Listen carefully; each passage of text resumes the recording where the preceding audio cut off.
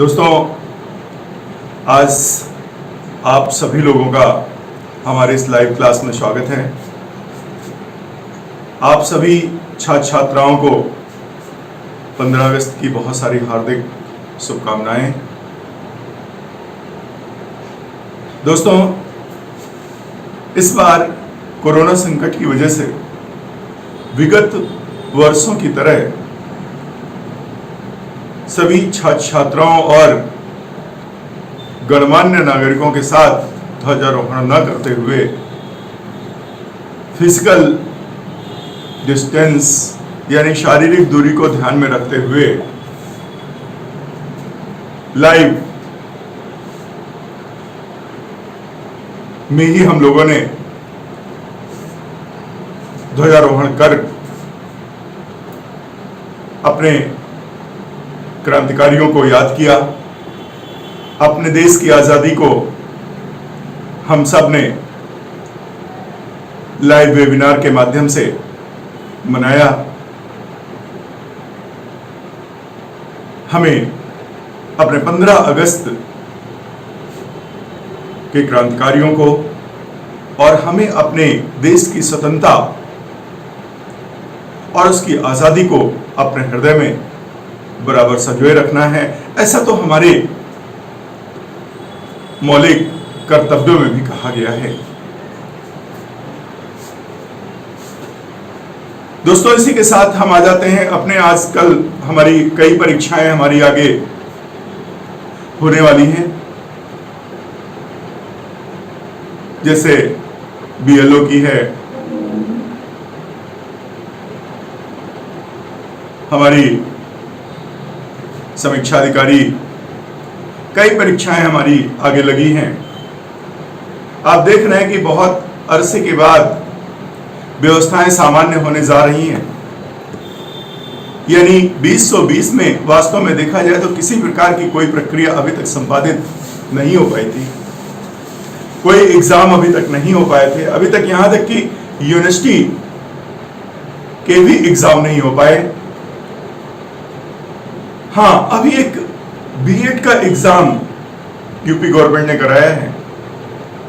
शायद ये गवर्नमेंट का ट्रायल था कि हम एग्जाम को करा करके देखते हैं कि कोई व्यवधान, कोई दिक्कत तो नहीं आ रही है। लिहाजा वो बीएड का एग्जाम शांतिपूर्ण तरीके से निपट गया, उससे किसी प्रकार की कोई दिक्कत नहीं आई। और इसलिए लग रहा है कि आगे हमारी स्थितियां शीघ्र से शीघ्र सामान्य होने वाली हैं। यहां तक कि जो हमारे स्कूल्स, कॉलेज, स्कूलिंग है, ये भी संभवतः हमारे अगले माह सितंबर से शुरू होने के अंदेशे हैं। ऐसा हम लोगों को हिंट मिल रहा है। पक्की सूचनाएं आपको यथावत मिल जाएंगी। और जब तक सरकारी तौर पर अनुमति नहीं मिलेगी तब तक ऑफलाइन क्लासेस हम नहीं देंगे। लाइव क्लासेस जो चल रहे हैं ये चलते रहेंगे। हमारा जो सपोर्ट है वो हम करते रहेंगे। दूसरे, अगले माह से पूरी उम्मीद है कि हमारी स्कूलिंग व्यवस्था रोटेशन पे आएगी। और जैसे ही हमारी स्कूलिंग रोटेशन में आएगी वैसे ही हमारी क्लासेस भी रोटेशन पे आ जाएंगी। दोस्तों, आज हम आगामी परीक्षाओं को ध्यान में रखते हुए ज्योग्राफी के यानी भूगोल के कुछ महत्वपूर्ण क्वेश्चन लेकर के आए हैं। भूगोल में जो महत्वपूर्ण क्वेश्चन है हम उठाने जा रहे हैं विश्व भूगोल से। विश्व भूगोल में जो आप लोगों से सबसे पहला प्रश्न है कि महाविस्फोटक सिद्धांत संबंधित है। अगर आपसे ऐसा प्रश्न आता है कि महाविस्फोटक सिद्धांत संबंधित है और आपको ऑप्शन दिया जाता है महाद्वीपीय विस्थापन से, ब्रह्मांड की उत्पत्ति से, हिमालय की उत्पत्ति से, ज्वालामुखियों के विस्फोट से। अब समझ लीजिए ये आपकी विगत वर्षों में पूछे जाने वाले प्रश्नों में से एक प्रश्न है कि इस तरीके से आपको ऑप्शन बना के आपके सामने प्रस्तुत किए गए, है ना। यूं ही मनगढ़ंत ऑप्शन नहीं बनाए जाते हैं। या तो विगत वर्षों में आने वाले परीक्षाओं में मैंने बताया कि जो प्रीलिम्स की एग्जाम होते हैं वो लोगों को स्क्रीनिंग के रूप में लिए जाते हैं, लोगों को डिस्क्वालीफाई कराने के लिए लिए जाते हैं, उनमें से छांटे जाते हैं वो प्रतिभावान लड़के जिनसे हमें मेंस एग्जाम लिखवाना है, जिनसे हमें उनके मस्तिष्क की अभिव्यक्ति से परिचित होना है, जिससे हमें जानना है कि वो ऑफिसर बनने के लायक हैं या नहीं, वो देश की कमान संभाल सकते हैं या नहीं, देश की पॉलिसियों का इंप्लीमेंटेशन व्यवस्थित स्वरूप से कर सकते हैं या नहीं। तो अब इसमें से आपका उत्तर क्या होगा? उमेंद्र का प्रश्न का उत्तर मेरे पास आ चुका है, यानी सर्वेश का भी, यानी यह है किससे? ब्रह्मांड की उत्पत्ति से। क्योंकि पहले भी मैंने कई क्लास लिए हैं ब्रह्मांड की उत्पत्ति और महाविस्फोटक सिद्धांत, यानी अलग अलग मैंने दोनों वीडियो पहले इस चैनल में आप लोगों के पास भेज चुके हैं और बहुत अच्छा समझा भी चुके हैं। यकीनन है कि इस प्रकार के प्रश्न आप कभी गलत नहीं कर सकते हैं। कृष्णा का भी ऑप्शन आ गया है ब्रह्मांड की उत्पत्ति, यानी 15 अरब वर्षों पूर्व जो हमारे ब्रह्मांड में एक कॉस्मिक, एक खगोलीय पिंड था, धूल, कण और विभिन्न प्रकार की गैसों का जो पिंड था, उसमें ताप और दाब बढ़ने के कारण उसमें संपीड़न शुरू हो गया, और जब संपीड़न की अंतिम अवस्था आती है, जब संपीड़न के लिए स्पेस नहीं बचता है, और उस समय क्या होता है? उस समय जो हमारा एक बहुत बड़ा यूनिवर्सल, एक कॉस्मिक खगोलीय पिंड था, उसमें जब संपीड़न की जगह नहीं बचती है, लेकिन संपीड़न होने की प्रक्रिया सतत चलती रहती है, तो क्या होता है? रिएक्शन होता है और विस्फोट होता है। और दोस्तों यही वो पल है, कौन सा पल? जहां पर निर्जीव से सजीव में प्रक्रियाएं शुरू हो जाती हैं, यानी जो जीवन का प्रारंभ है, यानी ब्रह्मांड की उत्पत्ति से ही निर्जीव से सजीव की कड़ी हमारी प्रारंभ हो जाती है, और उसके छोटे छोटे टुकड़े हजारों, लाखों, करोड़ों किलोमीटर प्रति सेकंड की स्पीड से गतिशील हो गए, और वो सब आपसी गुरुत्वाकर्षण के कारण एक दूसरे के चक्कर काटते रहते हैं, एक दूसरे का परिभ्रमण करते हुए अपने कक्ष पे भी घूर्णन करते रहते हैं। यही हमारा ब्रह्मांड है। तो ये हमारा महाविस्फोटक सिद्धांत है, जिसकी वजह से हमारा जीवन संभव हुआ, और इस ब्रह्मांड का एक जो नगण्य छोटा सा भाग पृथ्वी है, जिसमें मानव निवास करता है, ऐसा प्रमाणित ग्रह भी है, और उस ग्रह के प्राणी होने के नाते आज हम लोग अपनी टेक्नोलॉजी के माध्यम से अपने ग्रह से निकल करके दूसरे ग्रहों की तरफ जा करके, दूसरे सौरमंडलों की तरफ जा करके हम लोग शोध कर रहे हैं कि क्या पृथ्वी के अतिरिक्त कहीं और भी ग्रह है जिसमें जीवन है? और जब हमारे ग्रह में जीवन है तो दूसरे ग्रह में इनकार कैसे कर सकते हैं? यह अलग चीज है कि हमारी अप्रोच वहां तक नहीं हुई। तो दोस्तों, इसी के साथ अगला प्रश्न हमारा है, आकाशगंगा यानी मिल्की वे वर्गीकृत की गई है। हमारी जो आकाशगंगा है वो किस प्रकार की है? हमारी जो आकाशगंगा का आकार है वो क्या है? मैंने बताया कि सबसे ज्यादा हमारे ब्रह्मांड में आकाशगंगाओं के द्वारा पूरा ब्रह्मांड आच्छादित किया हुआ है। और जो सैटेलाइट के माध्यम से हम लोगों ने आकाशगंगाओं को देखा है, वो आकार के हिसाब से 3 प्रकार के झुंड हमारी आकाशगंगा के नजर आते हैं। एक दीर्घ वृत्ताकार आकाशगंगा जो दोस्तों 2/3 ब्रह्मांड के भाग को अपने आप में आच्छादित किए हैं और सर्वाधिक प्राचीन तारों का जमाव पाया जाता है। दूसरे जिगजैग अनियमित प्रकार की आकाशगंगा जो 1/3 ब्रह्मांड के स्पेस को अपने आप में समाहित किए हुए हैं। और दोस्तों, वो सर्वथा नवीन तारों से निर्मित है। अब जो बची हुई तीसरी है, जिसको अभी तक बचा रखा है, वो अपनी है, जिसमें पृथ्वी है, जिसमें हमारा सौरमंडल है, जिसमें हम हैं। और उसका आकार है सर्पिलाकार आकाशगंगा, सर्प की कुंडली की भांति है, तस्तरी नुमा आकार है, कुंडली नुमाकार है। इतने नामों से आप जानते हैं। कैसा भी आपको ऑप्शन मिले, आप अपनी आकाशगंगा की पहचान सर्पिलाकार आकाशगंगा के रूप में, कुंडलीकार आकाशगंगा के रूप में, तस्तरीनुमा आकाशगंगा के रूप में कर सकते हैं। दूसरे,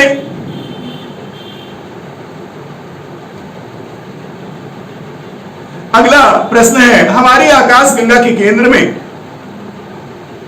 केंद्र की परिक्रमा करने में सूर्य को कितना समय लगता है?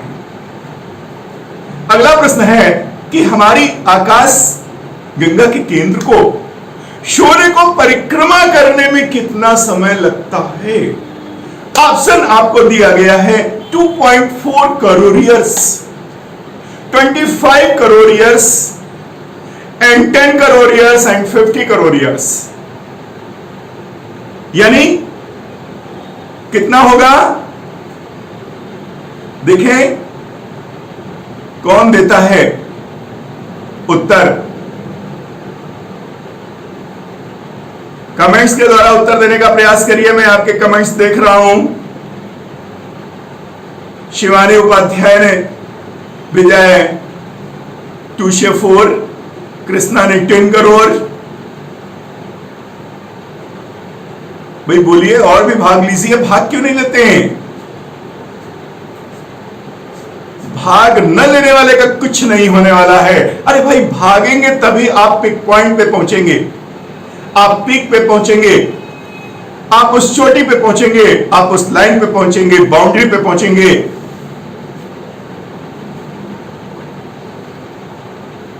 मैंने आपको ऑप्शन बताए हैं।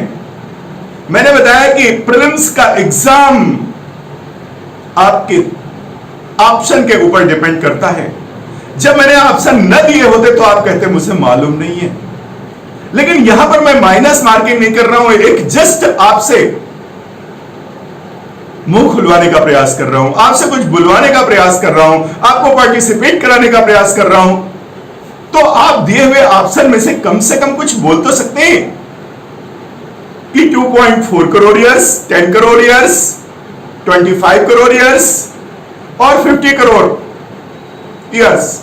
यानी आप जब मेरे साथ इन क्वेश्चनों में भाग लेंगे तो पुनः जब दोबारा कभी एग्जाम में क्वेश्चन आएगा तो वो मिशन नहीं होगा, सस्पेंस में नहीं रहेगा, डन होगा, क्लियर होगा, आंसर आपका तत्काल टिक होगा।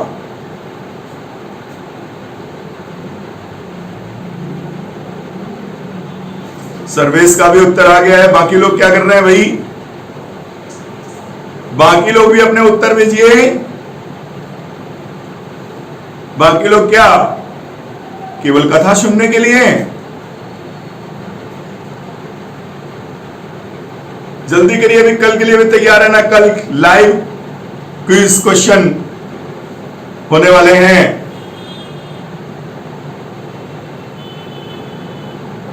जो हमारी 15 अगस्त की क्विज कंपटीशन नहीं हुई है वो कल लाइव होगी। समय आपको बाद में नियत किया जाएगा कल का। उसमें हर दिए हुए प्रश्न पर आपका पुरस्कार होगा। संस्थान के बच्चे अपना पुरस्कार बाद में लेंगे। संस्थान के बाहर बच्चे वो अपना एड्रेस भेजेंगे, उनको कोरियर किया जाएगा उनका पुरस्कार। आप जानते हैं 15 अगस्त में विगत वर्षों से प्रक्रिया चल रही थी कि एक क्विज कंपटीशन होता था, जो भी क्वेश्चन बताता था उसको तत्काल पुरस्कार मिलता था। वही प्रक्रिया इस बार उस दिन संपादित नहीं हो पाई है, लिहाजा वो कल का समय रखेंगे। उस समय आपको मुकर्रर करेंगे जिसमें 15 अगस्त की लाइव क्विज होगा। फिलहाल अभी आपका जवाब रुका हुआ है, जवाब औरों के द्वारा भी दिया नहीं गया है। क्या बात है? अभिषेक सिंह गुड मॉर्निंग, कुसुम गुड मॉर्निंग। हाँ भाई, हमारी आकाश गंगा के केंद्र की परिक्रमा हमारा सूर्य कितने वर्षों में करता है? मैंने आपको ऑप्शन दिया है 2.5 करोड़ वर्ष, 10 करोड़, 25 करोड़ एंड 50 करोड़ ईयर्स। दोस्तों चलिए, अभी तक हमें प्रश्न का उत्तर मिला नहीं है, लेकिन मैं बता रहा हूं, यानी 25 करोड़ ईयर्स, यानी 25 करोड़ ईयर्स में हमारा सूर्य अपनी आकाश गंगा के केंद्र की परिक्रमा पूरी कर लेता है। और उसके लिए समय लगता है 22.5 से 25 करोड़ ईयर्स।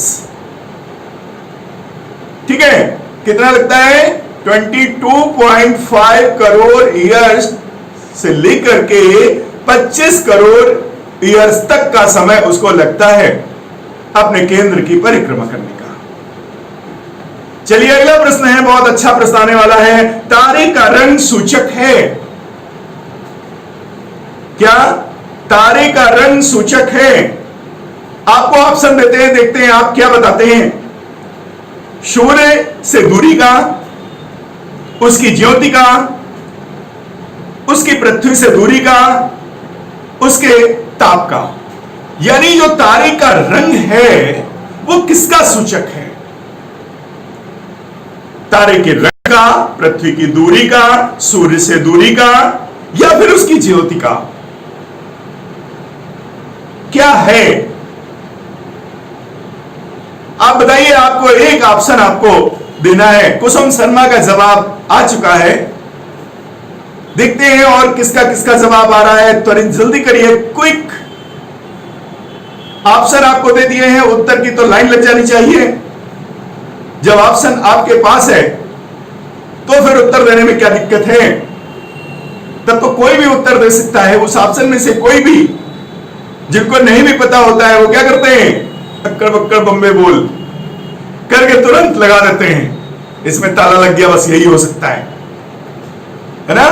कुछ लोग अपनी किस्मत को आजमाना शुरू कर देते हैं, कुछ लोग अपने भगवान को आजमाना शुरू कर देते हैं कि आज पूजा करके आए हैं, क्वेश्चन जरूर सही होगा। देखते हैं भगवान सही कराते नहीं कराते हैं, लेकिन भगवान ऐसे में कभी साथ नहीं देता है।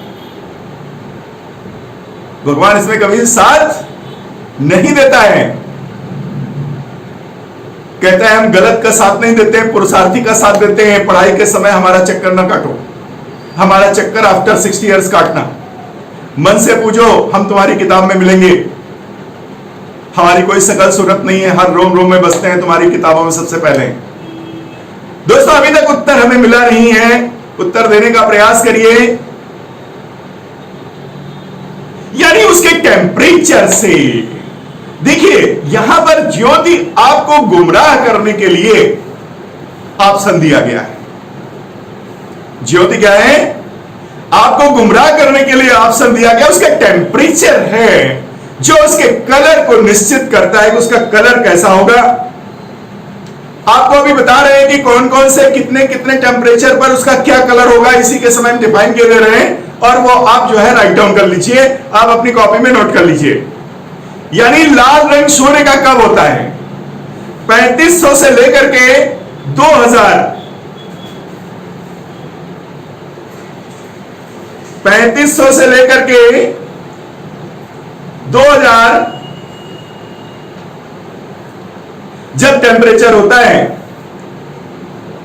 तो क्या होता है उसका लाल रंग।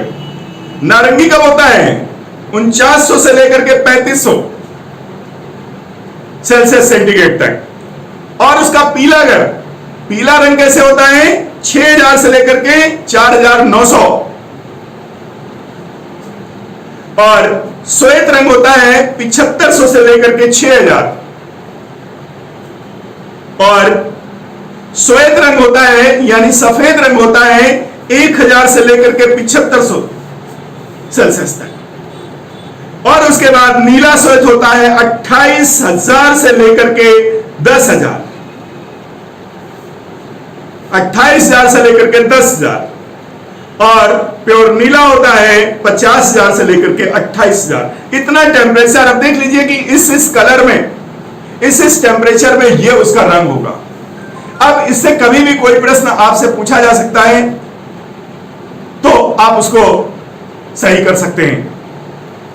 दूसरा है वह सीमा जिसके बाहर, अगला प्रश्न है, वह सीमा जिसके बाहर आंतरिक मृत्यु से ग्रसित होते हैं।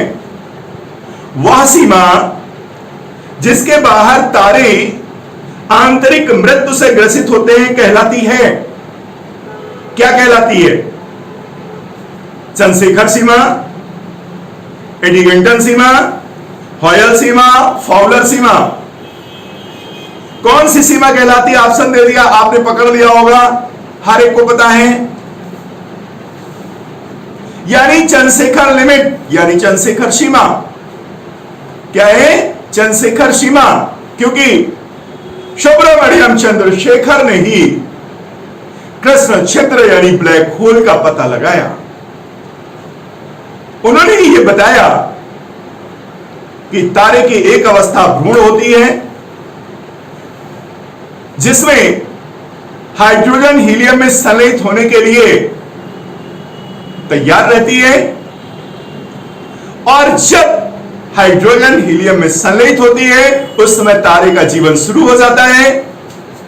और दोस्तों, जिस समय उस खगोलीय पिंड यानी उस तारे में हाइड्रोजन का संलयन हीलियम में हो चुका होता है, खत्म की कगार पर होती है, उस समय वो तारा लाल दैत्य तारे के समान दिखता है, रेड जेंट दिखता है, यानी मृत्यु की कगार पर पहुंचने वाला होता है।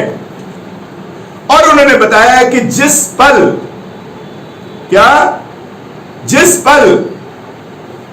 उसका हाइड्रोजन बिल्कुल निल हो जाता है, पूर्णतः समाप्त हो जाता है, उसी क्षण एक विस्फोट होता है। और उस विस्फोट में उसका आउटर भाग, जो भी लाल दैत्य तारा था तो खुला हुआ था, उभरा हुआ था, फूला हुआ था, वो ध्वस्त हो जाता है और उसका एक संगणित पिंड बचता है।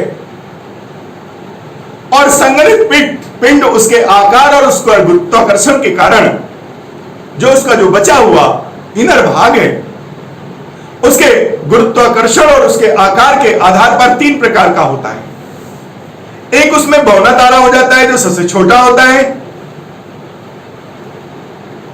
जिसका गुरुत्वाकर्षण 10⁶ होता है। और जो उससे बड़ा होता है, गुरुत्वाकर्षण थोड़ा बड़ा होता है, 10⁻14 तक होता है, उसको पल्सर या न्यूट्रॉन तारा कह देते हैं, अत्यधिक चमकीला हो जाता है। और जब उससे भी बड़ा पिंड बचता है जिसका गुरुत्वाकर्षण 10⁻16 तक पहुंच जाता है, ऐसी स्थिति में उसके अंदर इतना ज्यादा सघन गुरुत्वाकर्षण हो जाता है कि वो आने वाली प्रकाश की किरण को भी बच निकलने नहीं देती, उसको रिफ्लेक्ट होकर के वापस जाने नहीं देती है। लिहाजा होता क्या है? होता यह है कि वो डार्क दिखता है। प्रकाश की किरणों को भी बच निकलने नहीं देता है, अपने में शक कर लेता है, अपने में समाहित कर लेता है। छोटी छोटी चीजों को, जितनी भी चीजें आएंगी उसके संपर्क में, वो सबको अपने में समाहित कर लेता है। यही वो है चंद्रशेखर सीमा। नेक्स्ट अगला प्रश्न है आपसे, एक पारसेक में कितने मीटर होते हैं? पहली बात तो एक प्रश्न आता है, पारसेक क्या है? प्रश्न आता है कि पारसेक क्या है? पारसेक एक खगोल की सबसे बड़ी दूरी है। आपको बता दें, जो हमारी पारसेक है वो हमारी खगोलीय दूरी है। दोस्तों, खगोलीय दूरी तो हमारा प्रकाश वर्ष भी है, बट ये प्रकाश वर्ष से भी बड़ी है। जब अत्यधिक दूरी को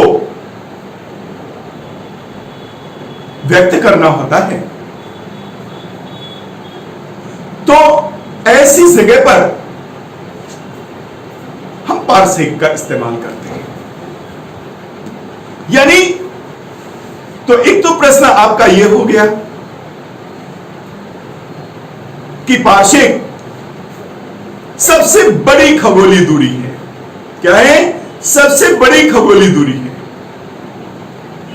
दूसरा क्वेश्चन यह बन रहा है, क्या एक पारसेक में कितने मीटर होते हैं?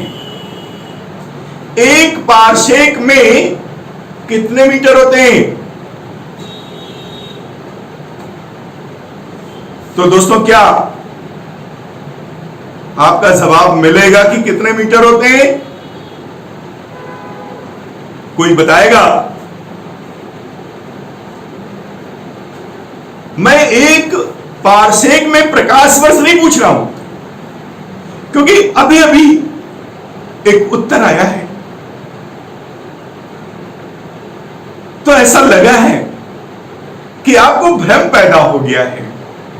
मैंने एक पारसेक में प्रकाश वर्ष नहीं पूछा है, मैंने एक पारसेक में कितने मीटर पूछा है। मैंने मीटर पूछा है, ना कि मैंने प्रकाश वर्ष पूछा है।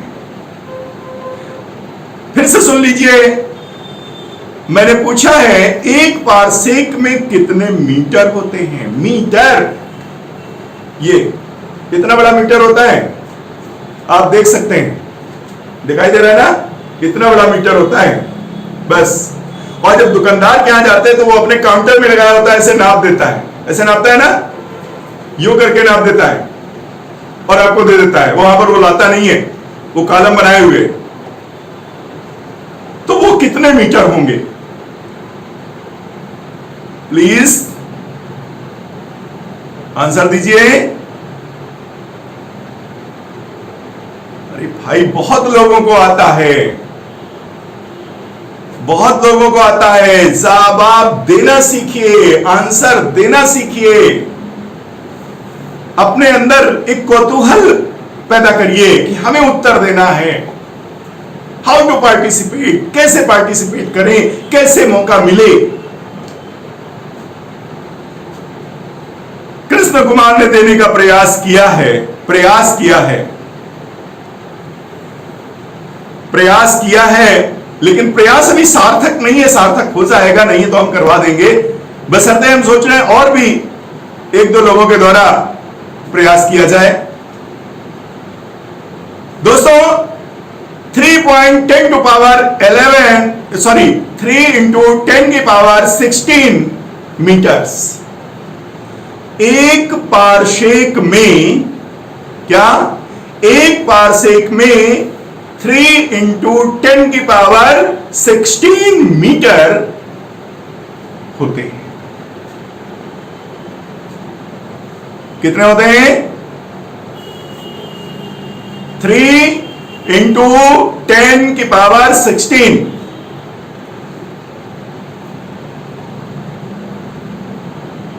समझ चुके? अब अगला प्रश्न बनता है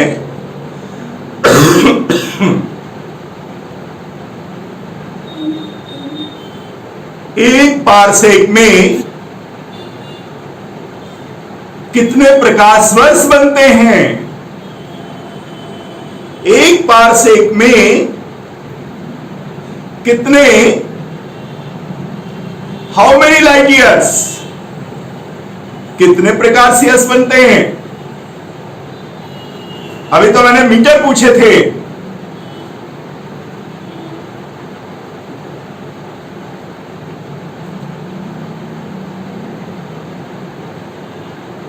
जब मैंने मीटर पूछा तो प्रकाश वर्ष बताने का प्रयास किया था, बताया नहीं था, वो उत्तर सही नहीं था, उत्तर में कुछ भ्रांति थी। भ्रांति इसलिए थी कि काफी दिनों से आपने उसका शायद रिवीजन नहीं किया होगा, इसलिए एक डिसिक मिसिंग हो रही है। इसलिए कहते हैं डस्टिंग जरूरी है। जैसे हर दिन हर समय आप चेहरे की डस्टिंग करते रहते, घंटे घंटे 2-2 घंटे के बाद। घर में आप साफ सफाई, घर में वस्तुओं की डस्टिंग हर दिन करते रहते हैं। जो इस्तेमाल नहीं करते उनका भी 6 दिन में एक बार डस्टिंग करते हैं, जिससे उनकी शक्ल हम पहचान सकें। इसी प्रकार से पढ़ाई में भी हमें सारे सिलेबस को रोटेशन में, राउंड अप में रखना है, जिससे कि उसके ऊपर मगजारा न लगने पाए, जैसे कि वो स्मृति धूमिल न होने पाए और हम वो चीजें विस्मृत न कर पाए। इसीलिए कहते हैं 8 घंटे 9 घंटे पढ़ना है, दिन भर वही काम करना है, जिससे कि वो सारी चीजें याद रहेंगी। जब नंबर ही नहीं लगेगा, जब हमारा उन चीजों में नंबर ही नहीं लगेगा जो मैंने 3 महीना पहले पढ़ी हैं, तो आखिर वो याद कहां से आएगी बताइए? सब पॉइंट्स हैं, सब फिगर्स हैं। इसलिए हर चीज को कहानियों में, कॉन्सेप्ट में पढ़ने का प्रयास करते हैं, जिससे कि वो सारी सूचनाएं मासल रहें और वो हमारे मस्तिष्क से विस्मृत ना हो। देखिए, उत्तर सही कर लिया है लोगों ने। जिन लोगों ने अभी उत्तर गलत किया था, वो उत्तर सही होके आ चुका है। क्या? 3.262 प्रकाश वर्ष, यानी एक पारसेक में 3.262 प्रकाश वर्ष होते हैं। यानी हमारी बड़ी खगोलीय दूरी जो पारसेक है, उसमें जो हमारे प्रकाश वर्ष हैं 3.262 प्रकाश वर्ष होते हैं।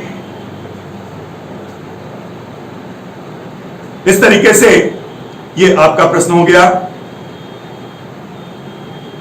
अब आपसे पूछा जा सकता है 1 नैनोमीटर में कितने मीटर होते हैं? चलिए, बहुत इंपॉर्टेंट प्रश्न है।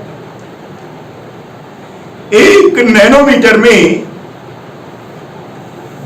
क्या 1 नैनोमीटर में कितने मीटर होते हैं? 1 नैनोमीटर में कितने मीटर होते हैं?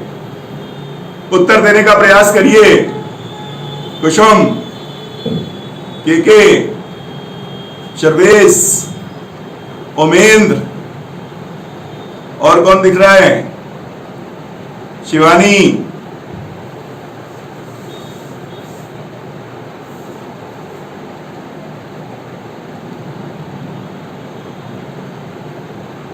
हाँ भाई, प्रयास करिए। 10 की पावर -9 मीटर, बहुत इंपॉर्टेंट क्वेश्चन है। क्या 1 नैनोमीटर में कितने मीटर होते हैं? 10 की पावर -9 मीटर, बहुत इंपॉर्टेंट है, नोट कर लीजिए।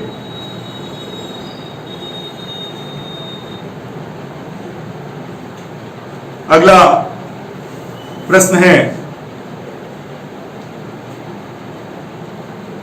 क्या प्रश्न है? हमारे अंतरिक्ष में कितने तारामंडल हैं? सिंपल सा प्रश्न है, बहुत ज्यादा पूछा जाता है। छोटी परीक्षाओं में भी पूछ लिया जाता है। अभी तक जो आपको प्रश्न मिले हैं वो वास्तव में यूपीएससी, यूपीपीएससी और एसएससी ग्रेजुएट जैसी परीक्षाओं में काफी पूछे जाते हैं। वैसे तो आजकल हर परीक्षा में कुछ न कुछ प्रश्न जटिल आते रहते हैं, क्योंकि देख रहे हैं कि कितना ज्यादा कंपटीशन बढ़ चुका है। और देखा जाए तो हर छोटी से छोटी परीक्षा हमारी कठिन हो जाती है, क्योंकि जब वो बच्चा वहां पर पेपर देने जाता है तो उसके साथ में बगल वाला लड़का पता चलता है कि यूपीएससी की तैयारी कर रहा है, वो भी बैठा हुआ है। ऐसे समय में उसका कद बहुत छोटा हो जाता है। इसलिए हमें सरकारी नौकरी की तैयारी करते समय हमें इजीली नहीं लेना है कि अरे यूं ही हम पढ़ाई करके हम निकल जाएंगे। जब आप पुलिस का भी एग्जाम देने जाते हैं तो दोस्तों आपको मालूम होना चाहिए, आज पढ़ी लिखी पुलिस है। सीना दिखा करके, केवल लंबाई दिखा करके, चौड़ाई दिखा करके वहां पर भर्ती नहीं हो रही है, अपना दिमाग दिखा करके भर्ती हो रही है। और आप जानते हो उसमें कौन कौन है? कोई बीटेक किया हुआ है, कोई एमबीए किया हुआ है, कोई ग्रेजुएट किया हुआ है, कोई सिविल की तैयारी कर रहा था, लेकिन वो आज की भागम भाग जिंदगी में सुकून पाने के लिए सबसे पहले सोचा कि चलो इसी में कुछ करते हैं, शायद हमारी अर्निंग शुरू हो जाए। और वो आपके बीच में है। और तभी आपको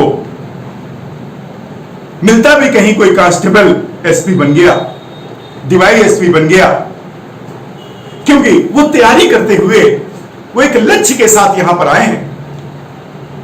इसीलिए कांस्टेबल होने के बावजूद भी एक समय ऐसे आता है जब वो एसपी जो है एसपी के रूप में, एसडीएम के रूप में हमारे प्रशासन में जाते हैं। तो दोस्तों आपको ऑप्शन मिल रहे हैं 87, 88, 90, 92।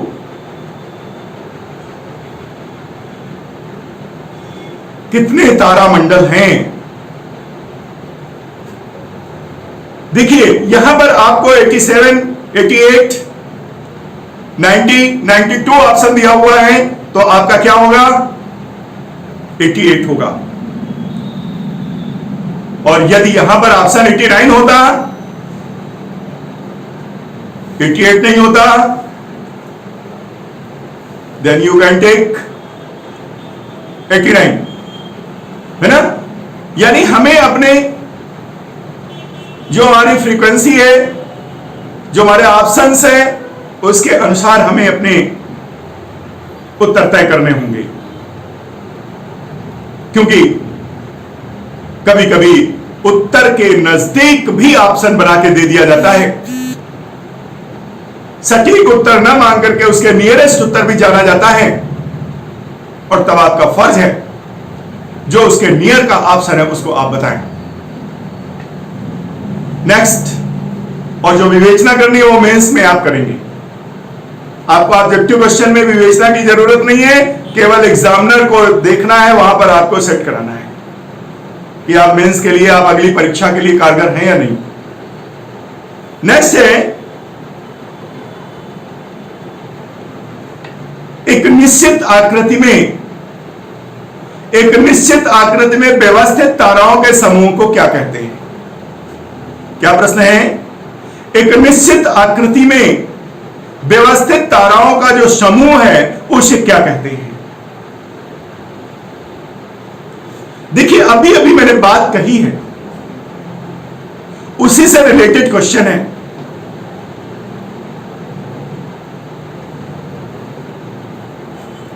यानी खगोल में कुछ तारों का समूह जिनकी बनावट, जिनकी दिखावट हमें एक जैसी, एक निश्चित आकृति की दिखती है, वो क्या है?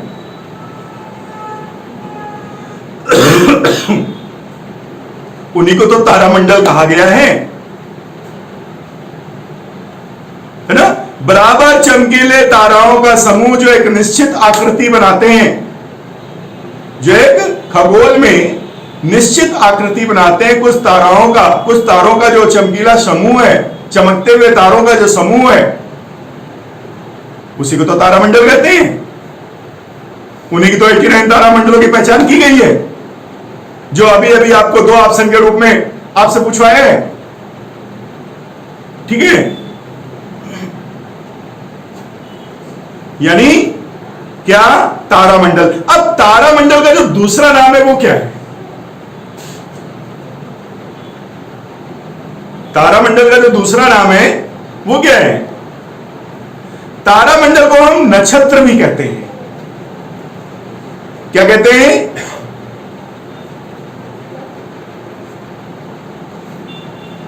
नक्षत्र भी कहते हैं।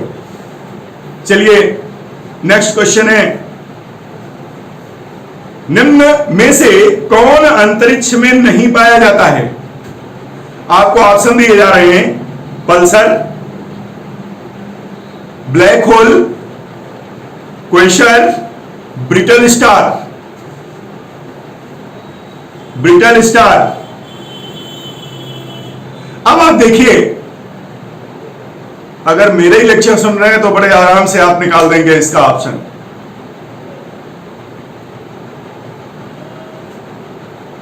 है ना?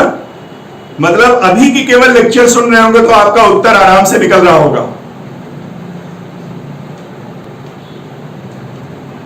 क्या? Pulsar, brittle star, quasar, black hole में से क्या अंतरिक्ष की शब्दावली नहीं है? क्या अंतरिक्ष से रिलेटेड नहीं है?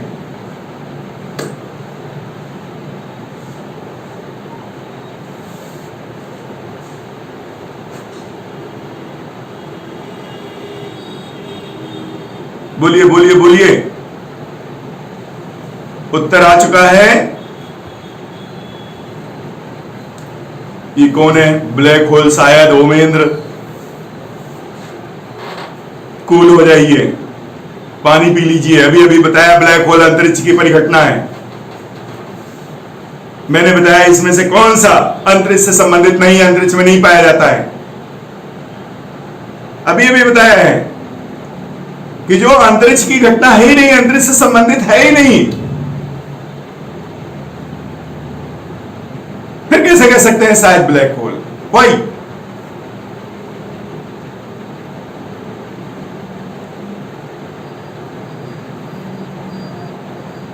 Tell me, try again. इतने सारे लोग हैं, जवाब क्यों नहीं दे रहे हैं?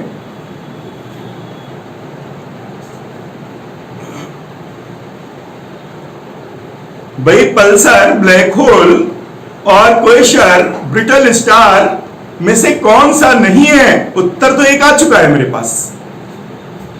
देखिए दोस्तों, पल्सर आप नहीं कह सकते हैं, क्योंकि जब हमारे सूर्य से 2 गुने आकार का बड़ा तारा जब सुपरनोवा विस्फोट होता है, जो उसका संघनित पिंड है, जो मध्य भाग बचता है, वो न्यूट्रॉन या पल्सर कहलाता है। तो वो तो अंतरिक्ष की घटना हो गई, उसको भी डिनाई कर सकते हैं। यानी अत्यधिक चमकीला पिंड है, इसीलिए उसको पल्सर या न्यूट्रॉन्स कह करके बुलाया गया। और उसकी चमक की वजह से ही आपकी गाड़ियों का नाम पल्सर दिया गया है। दोस्तों क्यों घबरा रहे हैं? आप जरा देखिए, आपकी गाड़ी का नाम पल्सर यूं ही थोड़ी पड़ा है। कंपनी ने ऐसी सलाहकार थोड़ी रखे जो पल्सर नाम दे दिया, और आज मार्केट में पल्सर पल्सर चल रही है। देखिए नाम का कमाल, इफिशिएंसी बाद में, रीसेल वैल्यू खाली पल्सर हो, पैशन प्रो हो तो बाइक में उसकी रीसेल वैल्यू है, बाकी की नहीं है ना? जैसे एक पेय पदार्थ है तो उसका नाम दिया गया था रसना। रसना का मतलब जीव को प्रिय लगने वाला, यानी जीव का पर्यायवाची। तो दोस्तों पल्सर तो नहीं हो सकता, फिर क्वेसर हो नहीं सकता। क्यों नहीं हो सकता? मैंने बताया था कि ब्रह्मांड की जो परिभाषा बताई थी, उसमें मैंने बताया था क्या? कि ब्रह्मांड एक व्यापक शून्य है। जिसके अंतर्गत अगणित आकाश गंगाएं, निहारिकाएं, क्वेशर, अन्य खगोलीय पिंड विचरण करते हैं, यही बताया था। तो आप समझ लीजिए क्वेशर भी है, ब्लैक होल मैंने बता ही दिया है, पल्सर मैंने बता ही दिया है। तो क्या हुआ? Brittle star. क्या हुआ? Brittle star. सपोज करो आप ना जानते होते ब्रिटल स्टार के बारे में, तो अगर आपने मेरा लेक्चर, मेरे वीडियो क्लास अगर देखे हैं, तो यह प्रश्न आप गलत नहीं कर सकते थे। कर सकते थे? नहीं कर सकते थे। यूपीपीएससी में पूछा जा चुका है, ये यूपीपीएससी में पूछा जा चुका है इस तरह का प्रश्न। तो अब आपके अंदर जानकारी होनी चाहिए, कि जानने की ललक होनी चाहिए कि आखिर ये है क्या। दोस्तों, ये समुद्री जीव है,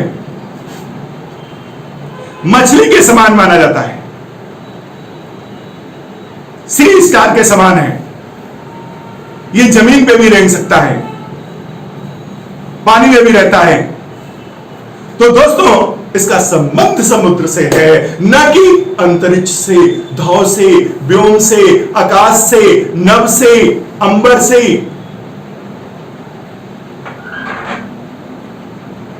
यानी हमारे आकाश अंतरिक्ष के क्या क्या पर्यायवाची हो गए? गगन, नभ, अंबर, व्योम, शून्य, धौ, अंतरिक्ष, है ना। यानी उससे संबंधित नहीं है। ये संबंधित किससे हुआ? समुद्र से। ठीक है, इसी के साथ अगला प्रश्न है,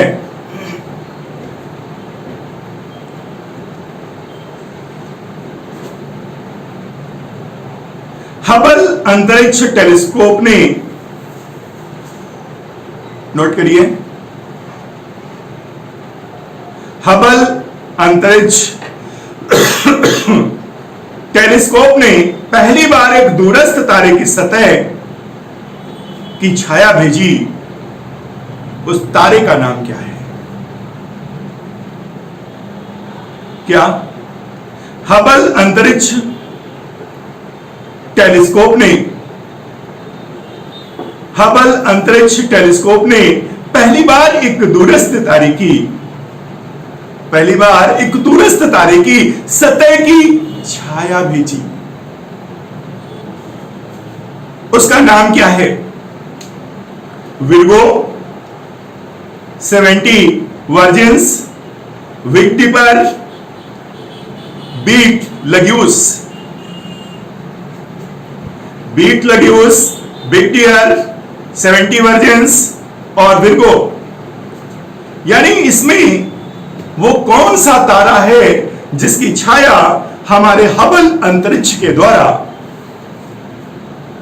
उस तारे की सतह की छाया भेजी गई?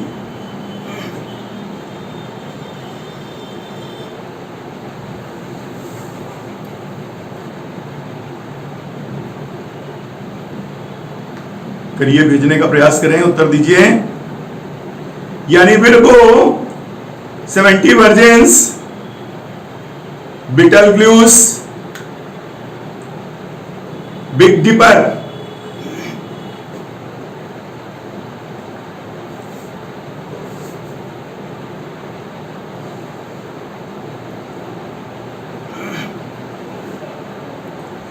ये 1836 में देखा गया। सर जॉन हर्सल ने देखा था। सर जॉन हर्सल ने सर्वप्रथम देखा था 1836 में, और 1995 में हबल दूरबीन ने इसका चित्र खींचा। पहले इसको सर्वप्रथम देखा गया किसने? 1836 में देखा गया था। किसके द्वारा? सर जॉन हर्सल के द्वारा। और फिर 1995 में हबल के द्वारा देखा गया और उसका फोटो खींचा गया, चित्र खींचा गया, तस्वीर खींची गई, छाया चित्र लिया गया। यह पहला छाया चित्र था जो हबल दूरबीन के द्वारा इसको खींचा गया था। कब खींचा गया था? 1995 में। लेकिन अगर सबसे पहले देखे जाने की घटना आ जाती है, सर जॉन हर्शल के द्वारा आ जाती है, और वो 1836 होगा।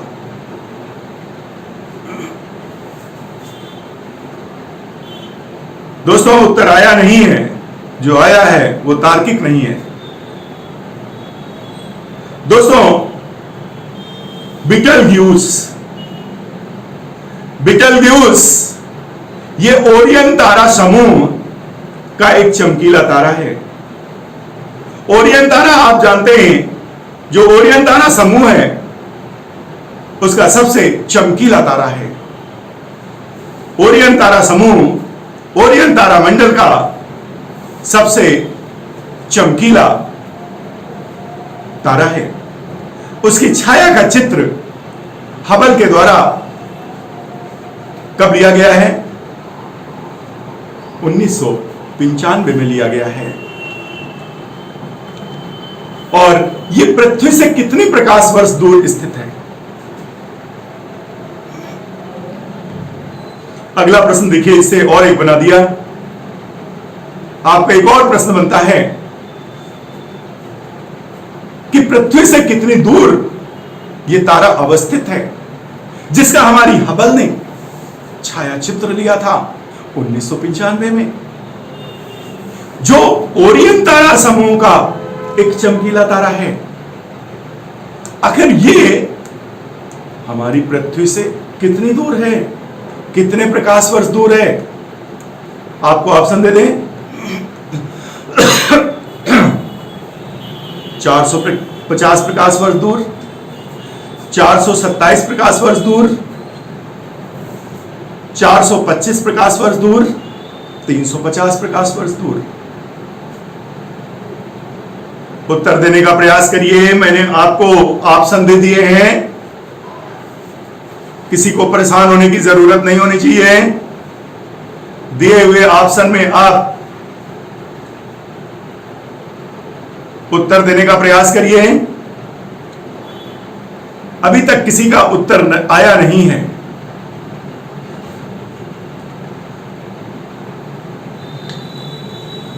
अभी तक किसी व्यक्ति का उत्तर आया नहीं है।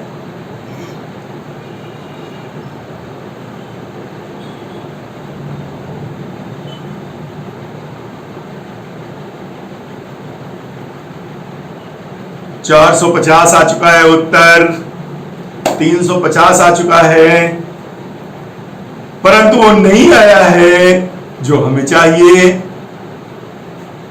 आपको बता दिया है, और जो अगले आदमी हैं उनके लिए 2 ऑप्शन कम हो चुके हैं, ये श्योर हो चुका है मेरे बताने से।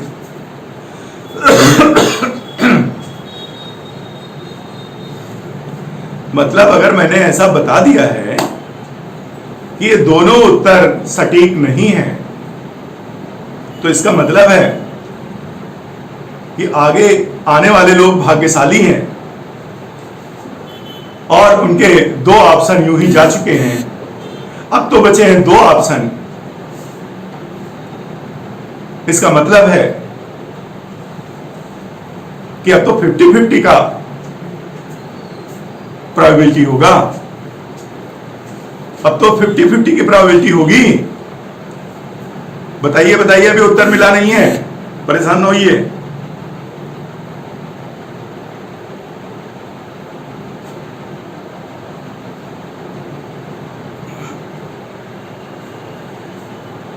मैं वेट कर रहा हूं आपके उत्तर का। गुड, उत्तर आ रहे हैं।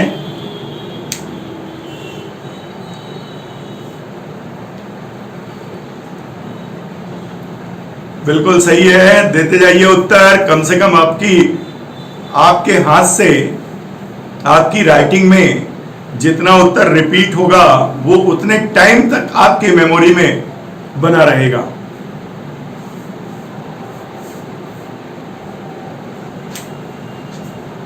बिल्कुल सही है, यानी 427 क्या 427 प्रकाश वर्ष दूर, 427 प्रकाश वर्ष दूर पृथ्वी से स्थित है। यह है आपका उत्तर। यानी देखिए, आपसे कब बुलवाया गया? अगर समय लगता है पढ़ाई में तो इसका मतलब कि वो पढ़ाई आपकी ड्यूरेबल होगी। आपने उसके साथ प्रयास किया, आपने वेट किया, आपने थिंक किया, आपने लिखा, सही हुआ तो कंफर्म हुआ, गलत हुआ तो उसके बाद सही लिख के कंफर्म हुआ।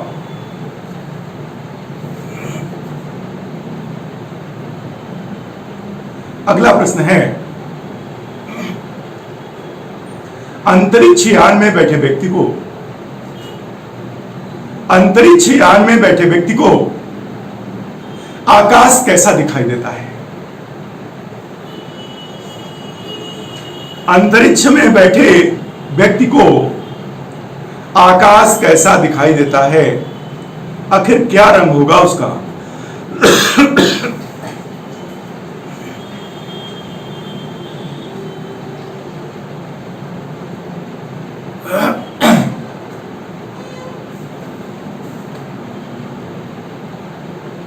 बोलिए बोलिए, अंतरिक्ष यान में बैठे व्यक्ति को आकाश कैसा दिखाई देगा, यानी किस रंग का दिखाई देगा? यानी अंतरिक्ष यानी निर्वात यानी वैकुंठ, जहां कुछ नहीं है। क्या निर्वात मीन्स वैकुंठ? तो वहां पे अगर अंतरिक्ष यान में आप बैठे हैं, कल्पना करिए, पढ़ाई का मजा तभी है जब हर जगह पे अच्छी अच्छी जगहों पर आप अपने को कल्पित कर लें।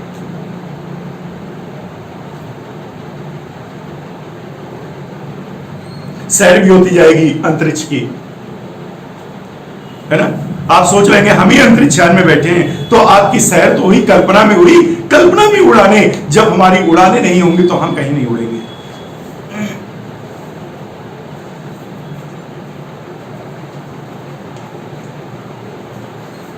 बोलो भाई, उत्तर आ गया है काव्या शुक्ला और आ गया शिवानी उपाध्याय। सर्वेश गुड। काला दिखाई देगा क्योंकि वहां पर धूल कण नहीं है जो हमारी प्रकाश की किरणों के साथ उसमें प्रकाश परावर्तन होगा। प्रकाश अपवर्तन के कारण ही हमारा यहां पर आकाश नीला दिखाई देता है। लेकिन जो ही हम अपने अंतरिक्ष, अपनी पृथ्वी के सर्कमस्टांसेस से बाहर जाएंगे, जैसे हम अपनी पृथ्वी के गुरुत्वाकर्षण से बाहर जाएंगे, जैसे हम पृथ्वी के एटमॉस्फेयर से बाहर होंगे, वायुमंडल को छोड़ेंगे, वैसे ही प्रकीर्णन बंद हो जाएगा और तब हमें आकाश काला दिखाई देगा, नीला नहीं दिखाई देगा।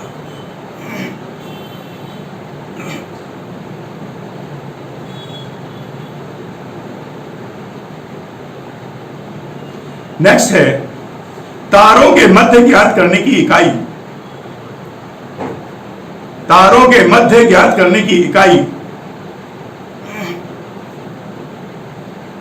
यहां पे क्या आएगा? अगर आपका ऑप्शन प्रकाश वर्ष है तो प्रकाश वर्ष आएगा, और अगर प्रकाश वर्ष की जगह आपका एक ऑप्शन पारसेक है देन पारसेक आएगा।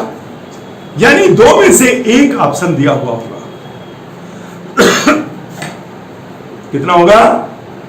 दो में से एक ऑप्शन मिलेगा, वही आपका ऑप्शन होगा।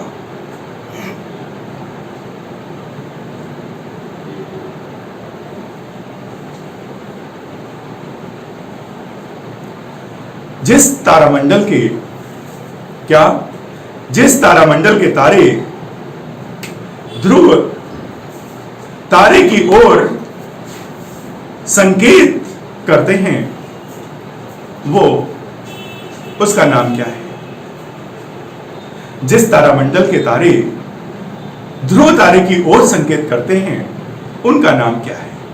सप्तऋषि, मृग, वृश्चिक, वृष। देखिए, तारामंडल खगोल में उन चमकते हुए तारों का समूह है जो एक निश्चित आकृति बनाते हैं, और उन्हीं की हम लोगों ने उसकी आकृति के अनुसार हमारे पुराने ऋषि मुनियों ने उनको एक तारा मंडल की आकृति दे दिया है, एक नाम दे दिया है, उन्हीं से वो जाने जाते हैं। तो अब यहां पर पूछा गया है जिस तारा मंडल के तारे के ध्रुव तारे की ओर संकेत करते हैं उसका नाम क्या है?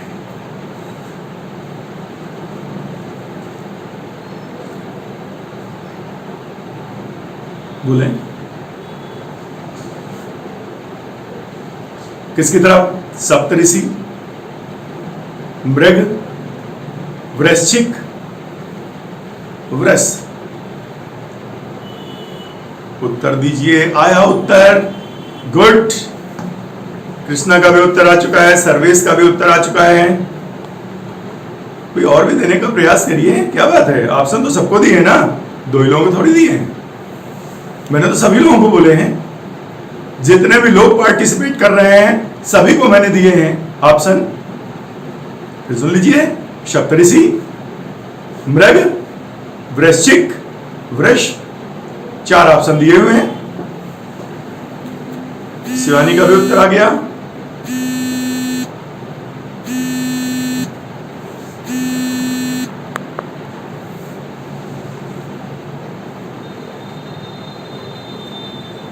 बिल्कुल सही उत्तर है। चलिए ठीक है, लॉक करते हैं सप्तऋषि। क्या है, क्या ऑप्शन होगा? सप्तऋषि। नेक्स्ट, अगला आपको कितना बढ़िया छोटा सा प्रश्न है, कोई भी सही कर सकता है। सौर मंडल का भाग नहीं है। क्या प्रश्न पूछा गया है?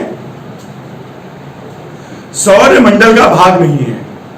ऑप्शन क्या दिए हैं? क्षुद्र ग्रह, धूमकेतु, ग्रह, निहारिका।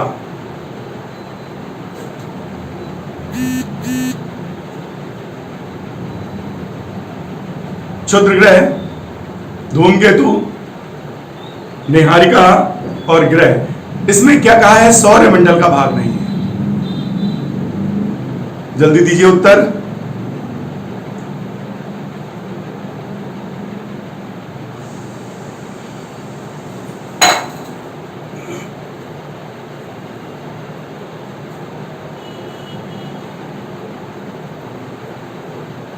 क्या हुआ? अरे भाई, क्षुद्र ग्रह, धूमकेतु, ग्रह और निहारिका। आप लोगों के अगर केवल वीडियो मेरे देखे होते तो प्रश्न कभी गलत नहीं कर सकते। अगर केवल मेरी ब्रह्मांड की परिभाषा सुनी होती तो यह प्रश्न गलत नहीं कर सकते। क्यों? मैंने सौर मंडल की भी परिभाषा बता के रखी है इन वीडियोस में। मैंने ब्रह्मांड की परिभाषा कई बार मेरे मुंह से निकली हुई है। ब्रह्मांड की परिभाषा मैंने दोस्तों बताया है कि जो हमारा ब्रह्मांड है वो एक व्यापक शून्य है जिसके अंतर्गत अगणित आकाश गंगाएं, निहारिकाएं, क्वेशर, अन्य खगोलीय पिंड विचरण करते हैं। अब आप जरा सोचो, मैंने आकाश गंगाओं के बाद नाम तो निहारिका का लिया है, फिर क्वेसर का लिया है। अगर सौर मंडल का भाग नहीं है और अगर निहारिका, क्वेसर जैसे शब्द आ जाए, आपको तो सोचना ही नहीं है कि सर ने तो बताया ये आकाश गंगा की पार्ट है, ये हमारे सौर मंडल में कहां से आ जाएंगे। और सौर मंडल में बताया है कि हमारे 8 ग्रह, उपग्रह, क्षुद्र ग्रह, धूमकेतु जो हमारे सौर मंडल के बाह्य परिभ्रमण करते रहते हैं, दीर्घ वृत्ताकार परिभ्रमण करते रहते हैं, यानी वही तो पुच्छल तारे हैं। धूमकेतु को ही तो पुच्छल तारा कहा गया है। तो वो तो सब सौरमंडल के भाग हुए। वो सौरमंडल से बाहर कैसे चला जाएगा? आप कैसे कह सकते हैं कि धूमकेतु सौरमंडल में नहीं है? वो तो सौरमंडल का पार्ट है। नहीं है। जो सौरमंडल का चक्कर काट रहे हो सौरमंडल के पार्ट है। और दोस्तों मैंने बताया था कि जो संपूर्ण अकेले सूर्य का द्रव्यमान है वो 99.85% है। मात्र 0.15% में जो सूर्य के अंदर जो ऑर्बिट चक्कर काट रहे हैं वो सब मात्र 0.15% में है, जिसमें हमारे सूर्य के 8 ग्रह, जिनको पुत्र कह सकते हैं, उपग्रह जो नाती कह सकते हैं, क्षुद्र ग्रह जो और सारे चिल्लर कह सकते हैं, है ना, धूमकेतु जो उसके बाह्य आवरण में उसका चक्कर लगाते हैं दीर्घवृत्ताकार, है ना, पुच्छल तारे जो सूर्य के नजदीक वाला हिस्सा वो अस्मित हो जाता है ना, सर जैसा दिखता है और पीछे का पूछ जैसा दिखता है। ये तो पुच्छल तारे होते हैं, टेम्पल, टर्टल आदि, ये सब क्या है? हेलबॉब, है ना, ये सब क्या है? तो इसका मतलब, इसका उत्तर क्या होगा दोस्तों? निहारिका सौरमंडल का भाग नहीं है। क्या है? निहारिका सौरमंडल का भाग नहीं है। ठीक है, तो ये जो मैं क्वेश्चन आपको ज्योग्राफी के अभी करा रहा था, ये आपकी आगामी परीक्षाओं को देखते हुए मैंने कराया। और कल एक लाइव क्विज कंपटीशन होगा जो विगत वर्षों से 15 अगस्त में कराया जाता था और जो नहीं हो पाया है। कल मैं लाइव क्विज कंपटीशन वो जरूर होगा, और जैसा कि मैं बताता हूं कि उसमें हर प्रश्न के उत्तर बताने वाले को प्राइज दिया जाता है। तो लाइव में आप चैट के माध्यम से उत्तर देंगे और आपको पुरस्कार जरूर मिलेगा, बशर्ते आपको संस्थान में संपर्क करके पुरस्कार लेना होगा। ये उनके लिए नियम है जो मेरे संस्थान के बच्चे हैं, और मेरे संस्थान के जो बच्चे नहीं हैं,